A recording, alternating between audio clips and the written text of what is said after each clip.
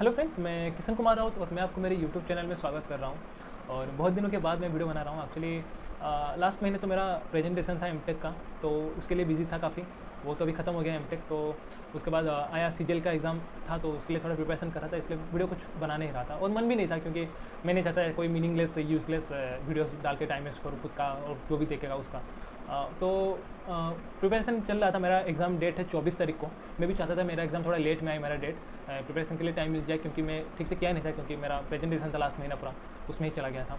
और मैं अभी इस वीडियो में पॉलिटी का रिवीजन करने जा रहा हूँ। एक्चुअली मैं आपको पहले ही बता देना चाहता हूँ कि अगर आप पॉलिटी कुछ पढ़े नहीं है और आप इसको देख रहे हैं तो आपको शायद कुछ समझ में नहीं आएगा, ठीक है। क्योंकि मैं पूरा रिवीजन पूरा रैंडमली ऐसे रिवीजन ही कर रहा हूँ बस। और कुछ कुछ चीज़ें तो मुझे भी खुद समझ में नहीं आता, मैं उसको रट्टा मारा हूँ पूरा अच्छे से। लेकिन इसमें मैं मोस्टली वही रिवीजन ही करूँगा। आप अगर जानते हैं चीज़ें, आप नोट्स देख देख के आपका भी अगर मतलब आप रिवीजन करना चाहते हैं तो वीडियो को देख सकते हैं। मैं वीडियो को कम से कम टाइम में बनाने के लिए कोशिश करूँगा, जितना ज़्यादा टाइम ना ही जाए बस उतना ही कोशिश करूँगा मैं। मैं पहले ही बस डिस्क्लेमर दे देता हूँ कि बहुत ही रफली जाऊँगा, पूरा रफली पूरा रिवीजन के हिसाब से। एज ए एस्पिरेंट में जो पढ़ रहा हूँ वही बस मैं पढ़ के जाऊँगा बस। खुद के लिए ही रिवीजन कर रहा हूँ, उसको रिकॉर्ड कर रहा हूँ बस। अगर आप रिवीजन करने के लिए चाहते हैं तो आप देख सकते हैं, लेकिन अगर आप पूरा मतलब प्रॉपर्ली पढ़ना चाहते हैं तो ये आपके लिए वो वीडियो नहीं है, ठीक है। बस वही था। अगर आपको ये कंटेंट अच्छा लगे आप चैनल को सब्सक्राइब भी कर सकते हैं। अगर आप पहली बार आए हैं चैनल को सब्सक्राइब कर सकते हैं, वीडियो को लाइक भी कर सकते हैं। बस वही, चलिए स्टार्ट करते हैं। Thank you. 1934 में एम.एन. रॉय ने जो कि कम्युनिस्ट पार्टी के लीडर थे, उन्होंने डिमांड किया था कॉन्स्टिट्यूशन के लिए फॉर द फर्स्ट टाइम, ठीक है। 1934 में M.N.. Roy demanded for constitution for the first time. उसके बाद 1935 में ऑफिशियल डिमांड बाय कांग्रेस ने डिमांड किया 1935 में। 34 में एम.एन. रॉय, 35 में कांग्रेस ने डिमांड किया था। उसके बाद 1937 में सेल्फ रूल मूवमेंट किए थे कौन, जवाहरलाल नेहरू ने। और 38 में नेहरू डिमांडेड कॉन्स्टिट्यूशनल असेंबली, ठीक है, इंडियंस, खाली इंडियंस के लिए। उसके बाद 39 में 1939 में वर्ल्ड वॉर 2 स्टार्ट हुआ था, ठीक है, जो कि चला 1945 तक। और उसके बाद 1940 में शायद आपको पता होगा अगस्त ऑफर एक आया था। उसके बदले अगस्त ऑफर के बदले ब्रिटिश हमसे चाहता था, मतलब कोऑपरेशन चाहता था वर्ल्ड वॉर 2 के लिए, ठीक है। उसके बाद क्रिप्स मिशन आया 1942 पे, जिसके लीडर थे स्टैफोर्ड क्रिप्स।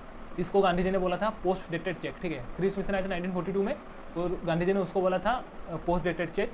उसके बाद 1945 में यूनाइटेड नेशन का स्थापित हुआ था 1945 में। 1946 में आया था कैबिनेट मिशन, ठीक है, जिसके मेंबर्स थे एवी अलेक्जेंडर, स्टैफोर्ड क्रिप्स और पैथिक लॉरेंस, ये थे मेंबर उनके। ये पैथिक लॉरेंस हेड थे कैबिनेट मिशन के। उस टाइम में यूके के पीएम कौन थे, क्लेमेंट एटली थे उनके उस टाइम में पीएम यूके के।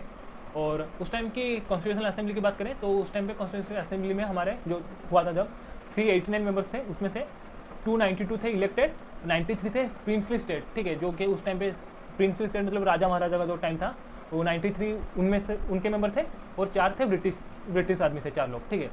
और उसके बाद जो 92 जो इलेक्टेड मेंबर्स थे उसमें से 208 थे कांग्रेस के, 73 थे मुस्लिम लीग से और 15 थे और 10 बाकी जो भी डिफरेंट जो पार्टीज हैं उसके। और उसके बाद और एक first person to sign the constitution, तो उनका नाम है Rajendra Prasad. And last person to sign the constitution is Firoz Gandhi, ठीक है। और 26 नवंबर 1949 का एक्चुअली हमारा कॉन्स्टिट्यूशन जो अडोप्टेड, जो यहाँ पे लिखा है अडोप्टेड, एक्चुअली कॉन्स्टिट्यूशन अडोप्टेड हुआ था 26 नवंबर 1949 को, ठीक है। क्वेश्चन अगर आएगा when was the constitution adopted, तो 26 नवंबर 1949। इम्प्लीमेंटेड होगा 26 जनवरी 1950, ठीक है। ये गया हिस्ट्री के बारे में, कॉन्स्टिट्यूशन के हिस्ट्री के बारे में थोड़ा। तो अगर अभी फंडामेंटल राइट्स देखेंगे तो फंडामेंटल राइट्स और फंडामेंटल ड्यूटी के अंदर डिफरेंस देखेंगे, ठीक है। तो फंडामेंटल राइट है यू हैव टू, हमको ये करना ही है, ठीक है। और फंडामेंटल ड्यूटीज ऑप्शनल है, ठीक है, ये कंपलसरी है, ऑप्शनल है। फंडामेंटल राइट्स आते हैं जुडिशरी के अंडर आते हैं, लेकिन फंडामेंटल ड्यूटीज जुडिशरी के अंडर नहीं आते, ठीक है। तो ये तो हम बाद में देखेंगे, पूरा इसको मैंने अच्छे से लिखा है।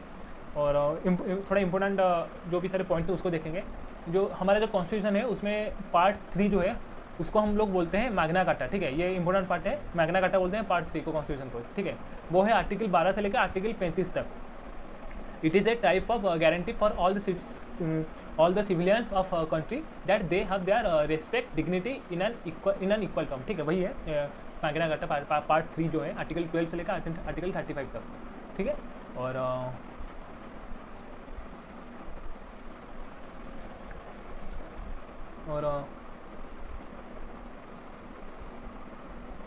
हाँ, बस अभी देखेंगे राइट टू इक्वालिटी, आर्टिकल 14 से लेकर आर्टिकल 18 तक राइट टू इक्वालिटी है, ठीक है।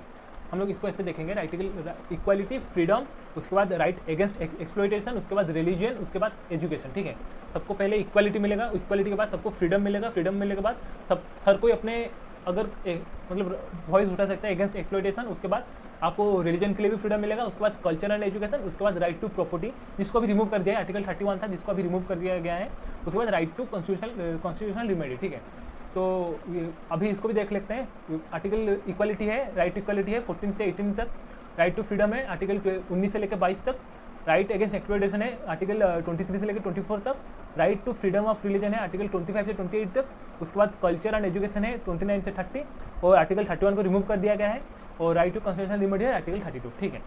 जो राइट टू प्रॉपर्टी जो आर्टिकल 31 है इसको रिमूव किया गया था 1978 में, जो कि 44th अमेंडमेंट था। और कौन सा केस था जो मतलब काफ़ी इम्पैक्ट किया था जो राइट टू प्रॉपर्टी को, वो था ये जो Kesavananda Bharati versus state of Kerala, ठीक है। वहाँ पे एक ऐसा मतलब केस हुआ था जिस केस के बाद मतलब गवर्नमेंट ने सोचा कि पार्लियामेंट ने सोचा कि राइट फॉर प्रॉपर्टी है उसको हम उठा देंगे, ठीक है। इसको फंडामेंटल राइट से हटा के इसको लीगल राइट में डाल दिया, ठीक है। जो राइट फॉर प्रॉपर्टी है ये फंडामेंटल राइट नहीं है, ये आपका लीगल राइट है, ठीक है। शिफ्टेड टू आर्टिकल 300 है, ठीक है। 44th अमेंडमेंट कब किया गया था, ये इंपॉर्टेंट, ये आता है बहुत बार, मतलब मैं जब मॉक लगाता हूँ ये क्वेश्चन आता है 1978 44th अमेंडमेंट, ठीक है। उसके बाद देखेंगे आर्टिकल 12 क्या है, all organisation and states will be considered under union that is unity of India. उसके बाद ये सब आर्टिकल 13 है, और ये इम्पोर्टेंट नहीं है लेकिन मुझे ये नहीं लगता। हाँ, ये जो सुप्रीम कोर्ट ये आर्टिकल हम बाद में देखेंगे। सुप्रीम कोर्ट जो आर्टिकल है 32 और हाई कोर्ट का आर्टिकल है 226 रीट इश्यू करने के लिए, ठीक है। ये आर्टिकल 32 के अंदर और हाई कोर्ट आर्टिकल 226 के अंदर रीट इश्यू कर सकता है, ठीक है। बाद में देखेंगे इसको हम। राइट टू इक्वालिटी अभी देखेंगे। राइट टू इक्वालिटी में है हम लोगों ने पढ़ा था आर्टिकल 14 से लेकर आर्टिकल 18 तक। आर्टिकल 14 क्या बोलता है, इक्वालिटी बिफोर लॉ, लॉ के सामने हर कोई समान है। उसके बाद आर्टिकल 15 आता है discrimination on the basis of religion, colour, race, birth place, ये सब गलत है। आप लोगों ने देखा होगा आर्टिकल 15 है, आयुष्मान खुराना का एक मूवी है, काफ़ी अच्छा मूवी है, आप देखिएगा, उसमें आर्टिकल 15 के बारे में ही बोला गया है, ठीक है। आर्टिकल 14 है हर कोई समान है, आर्टिकल 15 आप किसको डिस्क्रिमिनेट नहीं कर सकते। आर्टिकल 16 है जो कि हम लोग जो एग्ज़ाम दे रहे हैं, ठीक है, हम लोग SSC CGL का एग्ज़ाम दे रहे हैं, तो आर्टिकल 16 जो है जो भी कोई वैकेंसीज आएगा उसके लिए, एक ही वैकेंसीज आएगा तो उसके लिए आपको पब्लिक नोटिस जारी करना पड़ेगा, ठीक है, एडवर्टाइजमेंट देना पड़ेगा, आपको एग्जाम कंडक्ट कराना पड़ेगा, ठीक है। Equal opportunity for public employment, ठीक है, जो भी हम लोग अभी इम्प्लीमेंट हो रहा है उसके लिए सबको समान एम्प्लॉयमेंट मिलेगा, ठीक है, अपॉर्चुनिटी मिलेगा। उसके बाद आर्टिकल 17 है एबोलिशन ऑफ अनटचेबिलिटी, जो छुआछूत जो है उसको मतलब कम्प्लीटली एबोलिशन उसका, ठीक है। उसके बाद आर्टिकल 18 जो है एबोलिशन ऑफ टाइटल्स, जो कि पहले थे राजा महाराजा एक्सेट्रा वगैरह, उनका जो टाइटल था उसको एबोलिश किया गया, लेकिन जो एकेडमिक्स का टाइटल है वो रहे। आप देख सकते जैसे कि डॉक्टर या फिर डिफेंस में जो भी सारे हैं वो जो टाइटल्स है उसको आप रख सकते हैं, लेकिन जो राजा महाराजा वाला टाइटल वो हट गया है आर्टिकल 18 में, ठीक है। आर्टिकल फिर से इसको थोड़ा देख लेते हैं 14 से 18 तक। 14 में क्या रहा, हर कोई समान है, इक्वालिटी बिफोर लॉ, लॉ के सामने हर कोई समान है। 15 में क्या है, 15 में है डिस्क्रिमिनेशन के अगेंस्ट जो है, discrimination against religion, race, gender, ये इसके ऊपर है। आर्टिकल 16 क्या है, हर कोई जो इम्प्लीमेंट के लिए हर किसी को समान चांस मिलेगा। उसके बाद 17 में क्या है, छुआछात, अनटचेबिलिटी जो इसको बोलते हैं, और 18 में क्या है, टाइटल जो है उसको हटाया गया है, ठीक है। उसके बाद राइट टू इक्वालिटी के बाद राइट टू फ्रीडम है आता है, राइट टू फ्रीडम आता है आर्टिकल 19 से लेकर आर्टिकल 22 तक, ठीक है। Article 19 gives the guarantee of 6 rights, ये जो 6 राइट्स हैं हमारे वो देता है हमको आर्टिकल 19। राइट टू स्पीच आप बोल सकते हैं, right to organise a meeting in non violence, जो कि हम लोग जो मतलब आप जो मीटिंग करते हैं दोस्त लोगों के साथ या फिर कोई भी मीटिंग या फिर मतलब पॉलिटिकल मीटिंग जो भी नॉन वायलेंस है, प्रोटेस्ट जो बोलते हैं, नॉन वायलेंस प्रोटेस्ट, वो आपको कॉन्स्टिट्यूशन आपको राइट दिया है। उसके बाद right to make the union, freedom of movement, freedom of residence and settlement, ठीक है। उसके बाद freedom of profession, occupation, trade और बिजनेस, ठीक है, ये आर्टिकल 19 में आता है। आर्टिकल 20 में क्या आता है, protection in respect of conviction for offence, ठीक है, मतलब कोई क्राइम किया है तो उसको प्रोटेक्शन मिलेगा, ये आर्टिकल 20 में है, ठीक है। उसको ऐसा नहीं है कि कोई क्राइम किया उसको जाके हर कोई मार दिया जाके, ऐसा नहीं हो सकता, तो आर्टिकल 20 में उसको प्रोटेक्शन मिलता है क्रिमिनल को।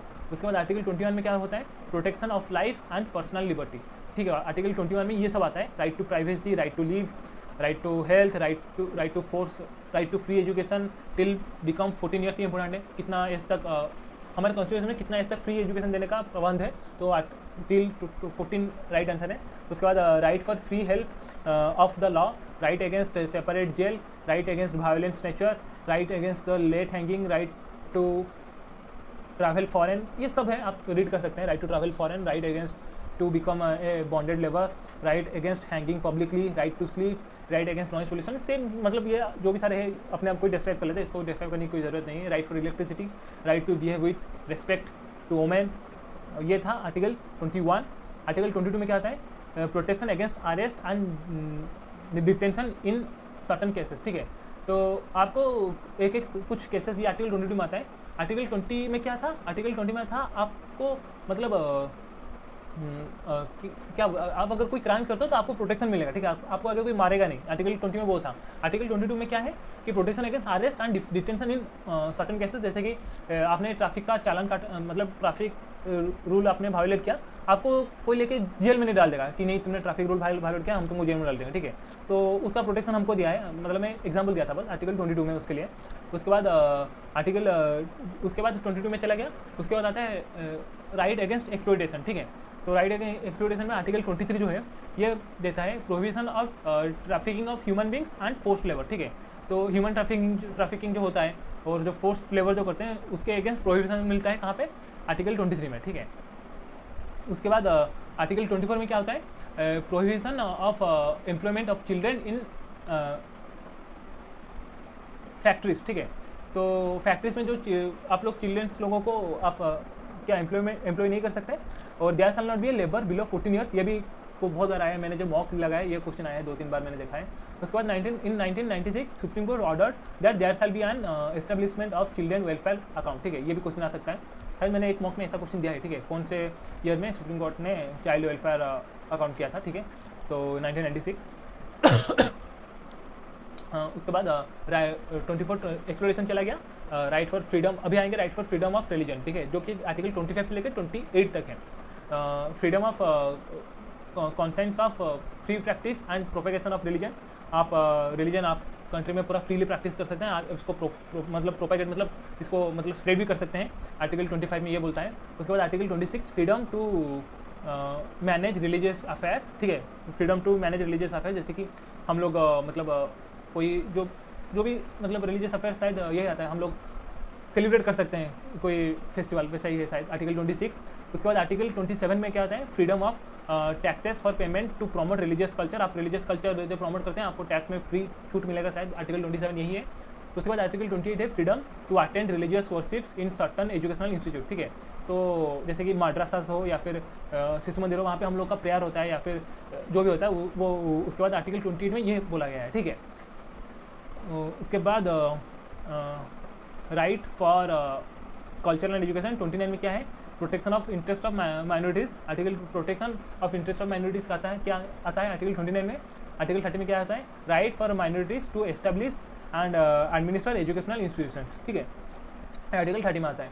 उसके बाद राइट टू कॉन्स्टिट्यूशन रिमोडी, जो कि आर्टिकल 32, हम लोगों ने पहले बोला था 31 को रिमूव कर दिया है आर्टिकल 31 को, तो राइट टू कॉन्स्टिट्यूशन रिमेडी जो है आर्टिकल 32 है, इसको बोला गया है सोल ऑफ द कॉन्स्टिट्यूशन, ठीक है। ये भी क्वेश्चन आता है, बहुत आया है मॉक में, मतलब मॉक में मैं अभी तक कितना मैंने इस बार शायद 31 मॉक्स दिया है, ठीक है। तो उसमें एक मॉक में क्वेश्चन आया था, ठीक है, सोल ऑफ कॉन्स्टिट्यूशन किसको बोला जाता है? आर्टिकल 32 को, और बी आर अम्बेडकर जी ने इसको बोला था। Indian constitution gives a right for constitutional remedies against the violation or transgression of any fundamental right, ठीक है। अगर आपको फंडामेंटल राइट का वायोलेट किया गया है तो आप राइट कॉन्स्टिट्यूशनल रिमेडी कर सकते हैं, ठीक है, जो कि आता है रीट, हम बाद में देखेंगे रीट को, ठीक है। उसके बाद आर्टिकल 33 है, 34 है, 35 है, आप देख सकते हैं इसमें, you can restrict some of the 35 में क्या है? You can restrict some of the right fundamental rights but not all of them, ठीक है। आप कुछ फंडामेंटल राइट्स को एक्सेप्ट कर सकते हैं, मतलब गवर्नमेंट कुछ कर सकता है लेकिन सबको नहीं, जैसे कि आर्टिकल 20 और 21 का आप रिस्ट्रिक्ट बिल्कुल नहीं कर सकते। और आर्टिकल 34 में क्या है? Restriction in rights conferred by this part while martial law is in force, मतलब आपको पता होगा कभी किसी स्टेट में आर्मी आ जाता है, ठीक है, आर्मी टेक ओवर कर लेता है, ठीक है, जब उस मतलब स्टेट का सिचुएशन थोड़ा आउट ऑफ हैंड हो जाता है तो आर्मी आ जाता है, तो उस टाइम पे आपका फंडामेंटल राइट्स कुछ काम नहीं करेंगे। जैसे कि इमरजेंसी हुआ था 1975 में, उस टाइम पे भी शायद फंडामेंटल राइट्स कुछ रिस्ट्रिक्ट किए गए थे, जैसे कि 144 सेक्शन 144 लगता है, तो आप जाके कहीं पर घूम नहीं सकते, ठीक है। जैसे कि कोरोना के टाइम में लॉकडाउन हुआ था, तब हमारा फंडामेंटल राइट्स हमसे छीन गया, जैसे कि हम लोग right to freedom to right to travel, वो हम नहीं कर सकते उस टाइम पे, तो वही था बस। उसके बाद हम लोग प्रेसिडेंट को प्रेसिडेंट के ऊपर जो भी सारे आर्टिकल्स है उसको देखेंगे। President is the first civilian of India. और क्वालिफिकेशन है be a citizen of India, age 35 years or more, quality to be a member of Lok Sabha, not only do not hold any office of profit under central or local government, not to be a member of the parliament or a state legislature, और must not be a bankrupt, ठीक है, दिवालिया नहीं होंगे वो, और mentally सिक। उसके बाद ये सब पावर है प्रेसिडेंट के, एग्जीक्यूटिव पावर, लेजिस्लेटिव पावर, ये सब है। और उसके बाद वेटो पावर्स भी है, एब्सोल्यूट वेटो, सस्पेंसिव वेटो और पॉकेट वेटो, ठीक है। और एक्शंस बाय वेटो अगर हम देखें वेटो पावर से क्या होता है, ठीक है, विथ रिगार्ड टू अगर कोई ऑर्डिनरी बिल आएगा ना तो प्रेसिडेंट क्या कर सकते हैं, मतलब ऑर्डिनरी बिल कुछ आता है अगर प्रेसिडेंट के पास तो he can rectify it, he can return it and he can reject it, ठीक है। आइदर वो अगर कोई बिल आए उनके पास ऑर्डिनरी बिल तो वो उसको मतलब एडिट कर सकते हैं, रेक्टिफाई कर सकते हैं, उसको वो रिटर्न कर सकते हैं या फिर उसको रिजेक्ट कर सकते हैं, ठीक है। लेकिन अगर कोई मॉनिटरी बिल आएगा तो वो उसको रेक्टिफाई कर सकते हैं, रिजेक्ट कर सकते हैं, ठीक है, लेकिन उसको रिटर्न नहीं कर सकते हैं। और कोई कॉन्स्टिट्यूशनल अमेंडमेंट बिल आया तो उसको वो खाली रेक्टिफाई ही कर सकते हैं, उसको वो रिजेक्ट नहीं कर सकते, ना ही रिटर्न कर सकते हैं, वो खाली रेक्टिफाई कर सकते हैं। उसके बाद प्रेसिडेंट इलेक्शन, ये तो हम देखेंगे हम लोग बाद में।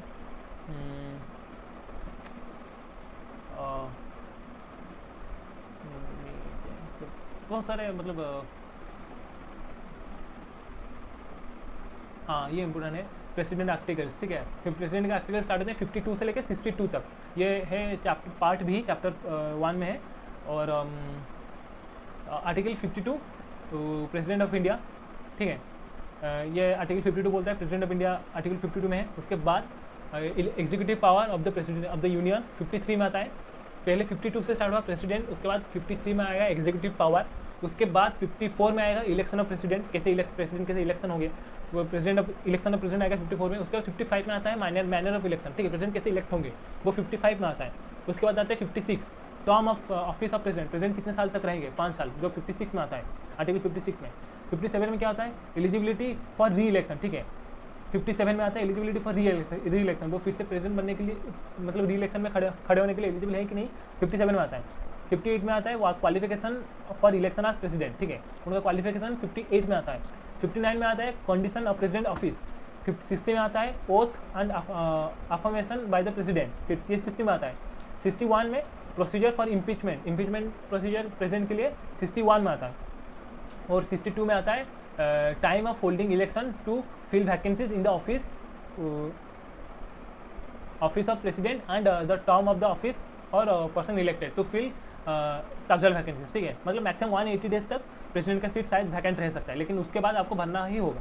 उसके बाद आता है 123 आता है ordinance making power of president, 143 में आता है एडवाइस फ्रॉम सुप्रीम कोर्ट, मतलब 143 के तय वो सुप्रीम कोर्ट से एडवाइस ले सकते हैं और 123 में उनको ऑर्डिनेंस मेकिंग पावर मिलता है, ठीक है, प्रेसिडेंट जी को। ये देख सकते हैं प्रेसिडेंट किसको रेजिग्नेशन दे सकते हैं, ठीक है, प्रेसिडेंट अपना रेजिग्नेशन देंगे वाइस प्रेसिडेंट को, वाइस प्रेसिडेंट अपना रेजिग्नेशन देंगे प्रेसिडेंट को, ठीक है। CJI जो chief justice of India, prime minister और वो सब अपना रेजिग्नेशन देंगे। बाकी जो भी सारे गवर्नमेंट मतलब है बड़े बड़े पोस्ट पे वो सब अपना मतलब कॉन्स्टिट्यूशनल बॉडीज़ में जो भी सारे हैं उनका रेजिग्नेशन प्रेसिडेंट को ही देंगे, ठीक है।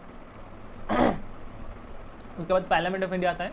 पार्लियामेंट ऑफ इंडिया का जो कॉन्स्टिट्यूशन है वो आर्टिकल है 79, आर्टिकल पार्लियामेंट ऑफ इंडिया का आर्टिकल है 79 और राज्यसभा का आर्टिकल है 80 और लोकसभा का आर्टिकल है 81, ठीक है। इंडियन कॉन्स्टिट्यूशन रहता है central parliament structure, state parliament structure, ठीक है। सेंट्रल पार्लियामेंट स्ट्रक्चर रहता है आर्टिकल 74-75 में, ठीक है। लीडरशिप ऑफ PM आता है आर्टिकल 74 में। उसके बाद आर्टिकल 163-161 रहता है स्टेट पार्लियामेंट स्ट्रक्चर में, लीडरशिप ऑफ CM रहता है 163 में।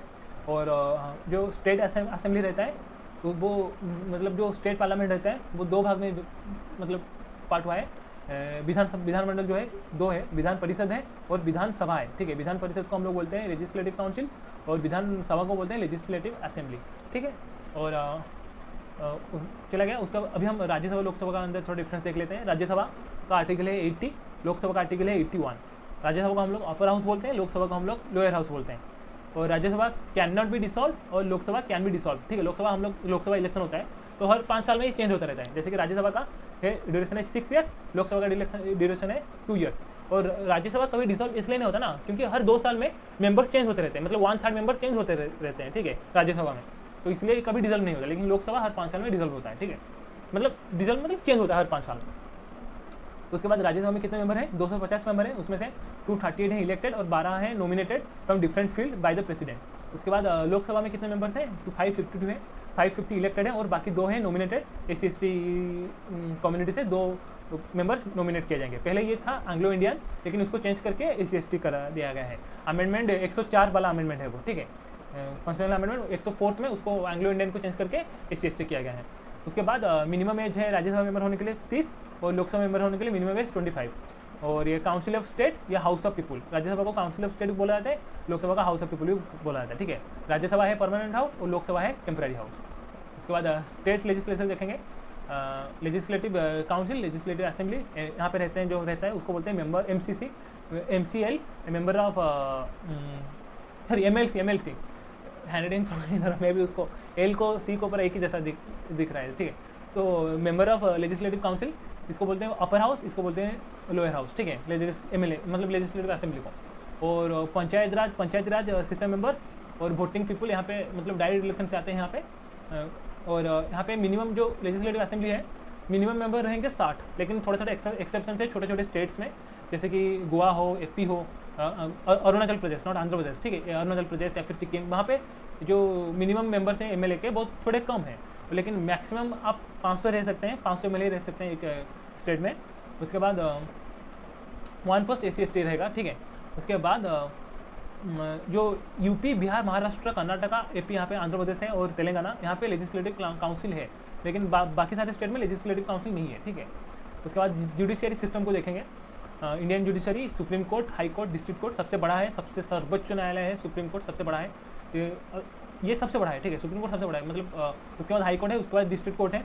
सुप्रीम कोर्ट का अगर हम देखेंगे, ये क्या बोलते हैं उसको, आर्टिकल 124, सुप्रीम कोर्ट आर्टिकल है 124।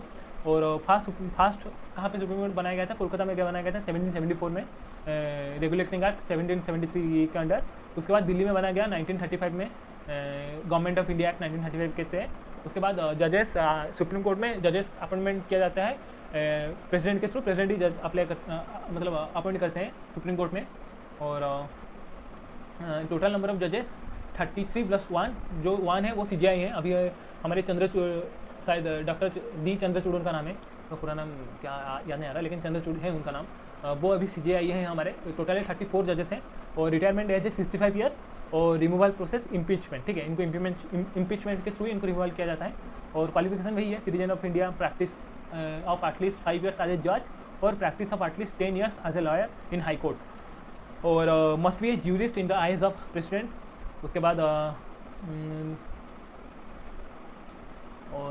क्या है, पावर्स है उनका, जब सुप्रीम कोर्ट जज के पावर काफ़ी ज़्यादा है, ठीक है। उसके बाद ये पावर्स है, रीट हम देखेंगे थोड़ा, रीट काफ़ी इंपॉर्टेंट है। हेबस कॉर्पस है, यहाँ पे रीट है 5, ठीक है, ये काफ़ी इंपॉर्टेंट है। जो लास्ट ईयर का सीजीएल का जो मेंस था, Tier 2 का पेपर था, उसमें मेरा 6 तारीख को शिफ्ट था, उसमें क्वेश्चन आया था how many writs are there, ठीक है। तो मैंने पढ़ा था अच्छे से, मैंने काफ़ी अच्छे से पढ़ा था, मुझे पता भी था 5, पता नहीं, लेकिन एग्जाम में मैंने 7 मार्क के आ गया वहाँ पे, मैं क्या सोच के मतलब 7 मार्क के आ गया, लेकिन उसमें मेरा 1 मार्क कट गया वहाँ पे, ठीक है। तो 4 मार्क वहाँ पे कटे पूरा। और मेरा सीजीएल भी, मेरा सिलेक्शन जो नहीं हुआ, मेरा 287 रहा, 287.2 कट ऑफ कितना 291 के आसपास गया था, तो वही 4 मार्क के लिए मैं कटा शायद। उसके बाद ये 5 रीट आप देख सकते हैं, ठीक है।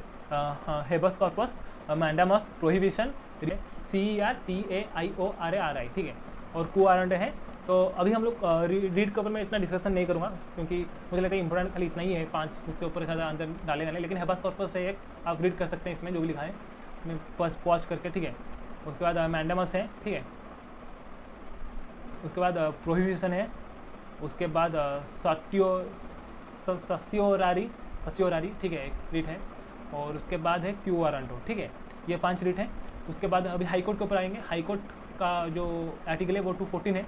टोटल 25 हाई कोर्ट है इंडिया में। और one high court can monitor multiple states, जैसे कि शायद गोवा का हाई कोर्ट नहीं है, तो गोवा का हाई कोर्ट है कहाँ पे, मुंबई में है शायद गोवा का हाई कोर्ट। और मतलब मुंबई का जो हाई कोर्ट है उसमें गोवा का भी सारे जितने भी सारे केसेस हैं वहाँ पे आते हैं। और टोटल नंबर ऑफ जजेस भी नॉट अवेलेबल।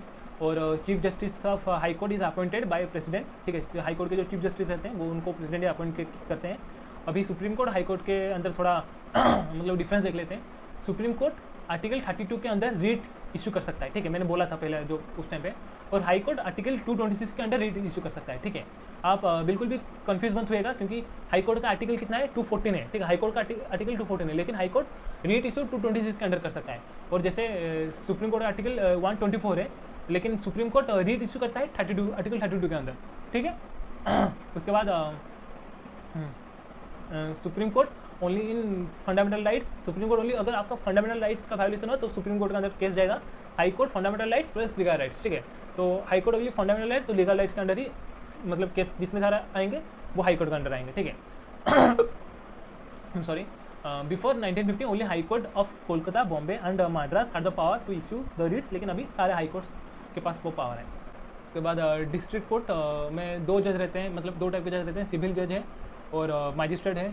सिविल जज जो है वो सेटलमेंट केसेस करते हैं और मैजिस्ट्रेट क्रिमिनल केसेस देखते हैं, ठीक है। और उसके बाद कुछ इंपॉर्टेंट आर्टिकल्स देख लेते हैं, जैसे कि आर्टिकल 125 है, सैलरीज ऑफ जज, ये सब इंपॉर्टेंट आर्टिकल्स आप देख सकते हैं इसका। 222 ये इंपॉर्टेंट है, ट्रांसफर ऑफ जजेस, 222 आर्टिकल।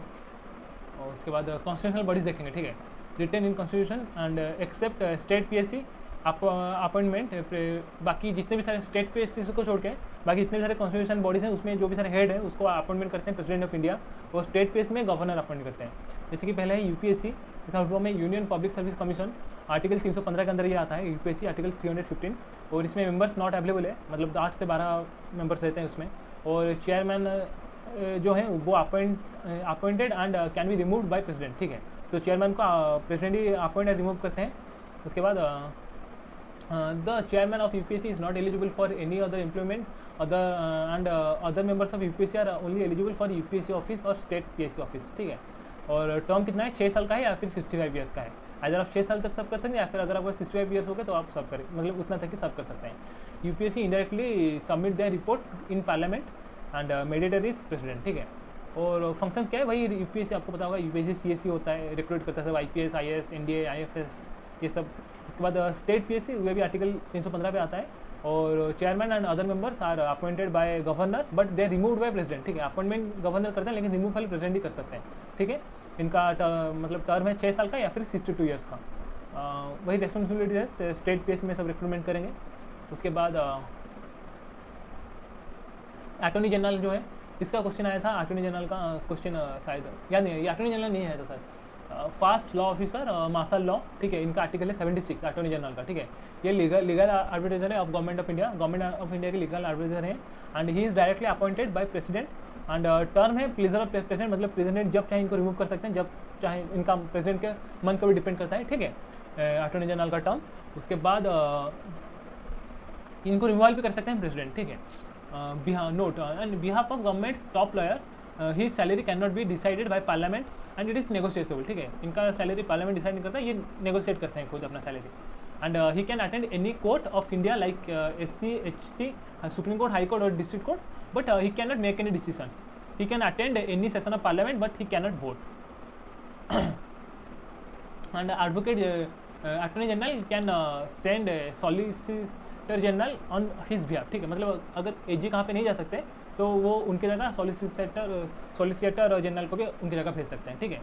उसके बाद इलेक्शन कमीशन ऑफ इंडिया, जो कि 25 जनवरी 1950 को एस्टेब्लिश किया गया था। नेशनल वोटर्स डे भी 25 जनवरी को हम सेलिब्रेट करते हैं। ये आर्टिकल 324 के अंदर आता है, और इसमें मेंबर्स हैं 3, 2 मेंबर हैं और एक है चीफ इलेक्शन कमिश्नर, और टर्म है 6 साल का और 65 साल का एज तक, इधर 6 साल सर्व करेंगे या फिर 65 साल तक सर्व करेंगे।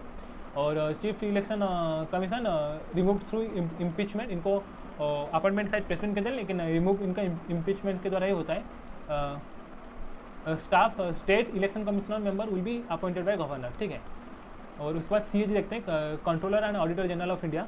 ये क्वेश्चन आया था SSC CGL में Tier 2 में, 6 शिफ्ट का जो पेपर था मेरा था, उसमें इसको मैं पढ़ के गया था, ठीक है, लेकिन मैं ना वहाँ पे 76 मार के आ गया आर्टिकल AG के साथ, जो AG बोलता हूँ मतलब हाँ अटॉर्नी जनरल है ना, मैं उनके साथ कन्फ्यूज होकर मैं आर्टिकल वहाँ पे 76 मार गया, तो वहाँ पे मेरा फिर से 4 मार्क कट गया, तो 2 गलत, पूरा सिली मिस्टेक, जो कि मुझे आंसर पता था लेकिन कन्फ्यूजन के हिसाब से मैं आके गलत करके आ गया। तो CAG का आर्टिकल है 148, ठीक है, आप इसको ऐसे भी याद कर सकते हैं। यहाँ पे जो अटॉर्नी जनरल है, यहाँ पे 2 लेटर्स है AG, और यहाँ पे CAG है 3 वर्ड्स है, CAG, ठीक है। तो AG मतलब 276, दो नंबर्स, और CAG मतलब 148, 3 नंबर्स, ठीक है। मैं ऐसा करके अभी याद कर रहा हूँ इसको। और ऑडिटर जनरल ऑफ इंडिया है ये, directly appointed by president and removal through impeachment, and both central and state government के लिए ये ऑडिट करते हैं। एंड टर्म इनका 6 साल तक रहता है, और या फिर 6 साल तक सर्व कर सकते हैं, या फिर 65 ईयर्स जो पहले हुआ। उसके बाद direct rights to control and monitor over financial matters, और for the matters revenue between a union and state. Indian constitution allows a finance commission under act article 280, ठीक है। फाइनेंस कमीशन का आर्टिकल क्या है? 280, ठीक है। तो ये रहा finance commission of India, article 280, members 4 से 11 तक, टर्म 5 ईयर, 5 ईयर्स या फिर 65 ईयर्स जो भी पहले आया, और ये फाइनेंशियल रिपोर्ट देते हैं। ये रहा फाइनेंस कमीशन ऑफ इंडिया का आर्टिकल 280। उसके बाद अगर हम दूसरे सब मतलब देखें, NCSC, national commission for SC, national commission for ST, national commission for OBC, NCSC, NCST, NCOBC, article 338, 338A, 338B में नंबर ऑफ मेंबर्स 5, और रिक्रूटमेंट मतलब एज रहता है, रिटायरमेंट एज रहता है 65, टेनर इनका 3 साल तक रहता है, ठीक है। उसके बाद DPSP देखेंगे, directive principle for state policies, part 4 में ये रहता है, आर्टिकल 36 से लेकर 51 तक। ये अडोप्ट किया गया है आयरलैंड के कॉन्स्टिट्यूशन से, ठीक है। पार्ट 1 आर्टिकल हमारा जो है कॉन्स्टिट्यूशन है, उसमें पार्ट 1 में है 1 से 4 तक, जो कि यूनियन को डिस्क्राइब करता है, और पार्ट 3 लेता है, ये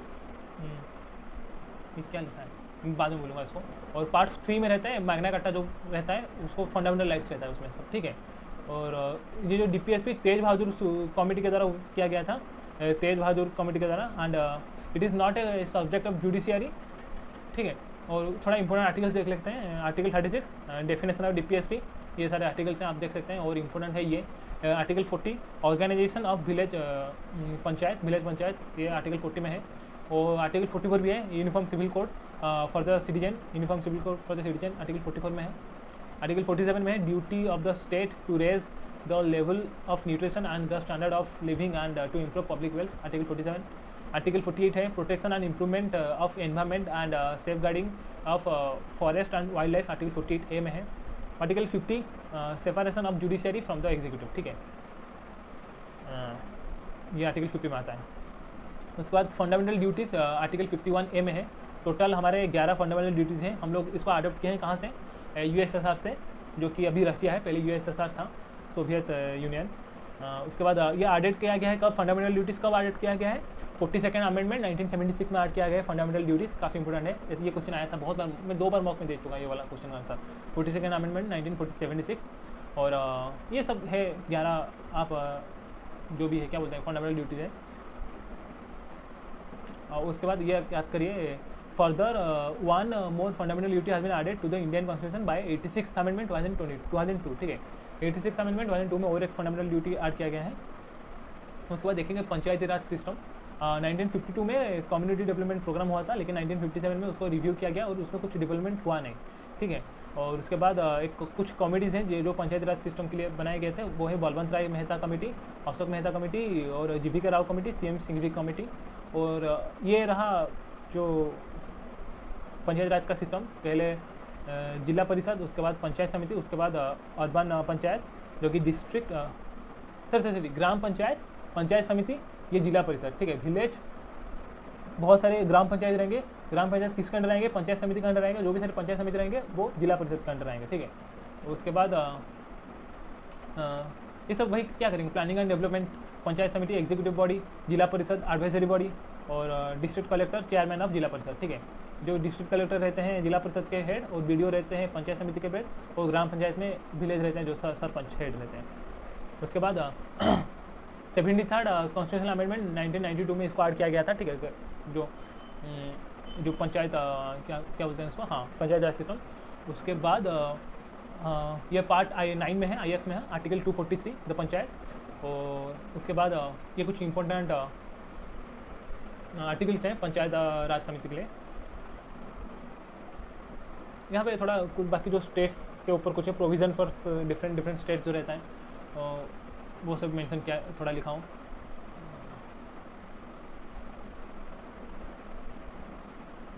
सिक्किम, मिजोरम, गोवा, AP एंड कर्नाटका, जो हमारा जो 36 अमेंडमेंट हुआ था उसमें सिक्किम को बिकम में प्रॉपर स्टेट किया गया था, ठीक है, ये इंपॉर्टेंट है। मॉक में एक बार ये क्वेश्चन आया था। ये सब कुछ इम्पोर्टेंट आर्टिकल्स हैं जो कि हमने पढ़ा है बीच में, ठीक है। जैसे कि फंडामेंटल राइट से 12 से 35 तक, और उसके बाद DPSP में जो है 40 से पंचायत राज सिस्टम, उसके बाद 44 में है यूनिफॉर्म सिविल कोड, उसके बाद 48 है, 50 है फंडामेंटल ड्यूटीज़ 51A, और ये है कुछ इंपॉर्टेंट आर्टिकल्स। उसके बाद कोई इंपॉर्टेंट अमेंडमेंट्स देखते हैं, ठीक है। 10th अमेंडमेंट, ओके, ये जो मैंने जो सिक्किम का बोला था वो 1975 में है, ठीक है, 36। तो 10th है 1961 में दादर और नागर हवेली 10th अमेंडमेंट में। उसके बाद 13th में है 1963 नागालैंड 13th अमेंडमेंट 1963। 24th में 1971 amendment parliament plus fundamental rights, और उसके बाद परमिशन ऑफ प्रेसिडेंट 36 अमेंडमेंट होती है Sikkim. 42nd amendment 1976 fundamental rights add किया गया था, और उसके बाद 44th अमेंडमेंट में 1978 राइट टू प्रॉपर्टी को रिवोक किया गया था। 56th अमेंडमेंट 1987 गोवा को स्टेट किया गया था, 25th से स्टेट 56th अमेंडमेंट है ये। 61st amendment 1989 minimum age to vote is 18। 69th है 1991 में NCR नेशनल कैपिटल रीजन किया गया था। 100th amendment 2015 India and Bangladesh border. उसके बाद 101st अमेंडमेंट 2017 GST ऐड किया गया था। 102 2018 national commission for OBC NC-OBC जो हमने देखा था। उसके बाद 103 2019 EWS 10% कोटा जो दिया गया था 103 अमेंडमेंट में 2019 को। 104 2020 SC/ST सीट लोकसभा को जो पहले एंग्लो इंडियन के लिए था उसको लोकसभा विधानसभा में SC/ST को अपॉइंटमेंट किया गया, ठीक है। और ये रहा कुछ इंपॉर्टेंट फंडामेंटल राइट्स जो हमने देखा था, ठीक है। और कॉन्स्टिट्यूशनल बॉडीज़ कुछ इंपॉर्टेंट आर्टिकल भी हमने देखा था इसको। पंचायत राज सिस्टम,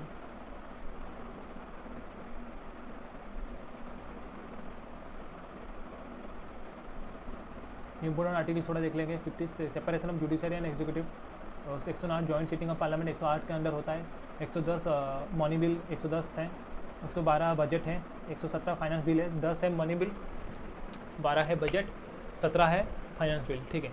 222 है ट्रांसफर ऑफ जज, रीट है 32 SC के लिए और 226 है हाई कोर्ट के लिए, और 44 है यूनिफॉर्म सिविल कोड, और 153 है गवर्नर ऑफ स्टेट्स, और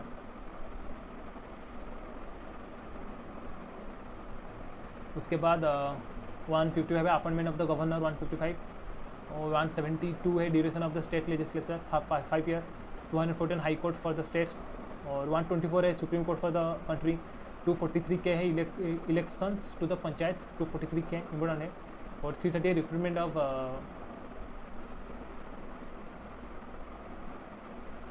reservation of SC/ST in the house of people, ठीक है। लोकसभा में जो रिजर्वेशन SC/ST के लिए वो आर्टिकल 330 में है, ठीक है। बस वही था पॉलिटी। आई होप आपको अच्छा लगा होगा। मैं बस वही रिवीजन ही कर रहा था खुद का, और जो नोट्स है आप चाहे तो इसको देख सकते हैं, रीड कर सकते हैं पॉज करके। अगर आपको अच्छा लगा आप कमेंट से बता सकते हैं, ठीक है। बस वही था। मुझे बताइए इतना अच्छा नहीं है, ठीक है। और बस रिवीजन कर रहा था तो मैंने सोचा कि चलो इसको ही अपलोड कर लेते हैं। तो वही है, अगर आपको अच्छा लगा आप कमेंट में बता सकते हैं। बस वही, थैंक यू फॉर वॉचिंग। जय जगन्नाथ, धन्यवाद। एंड आई होप जिनका भी एग्ज़ाम है आगे उनको एग्ज़ाम के लिए all the best. Thank you. जय जगन्नाथ।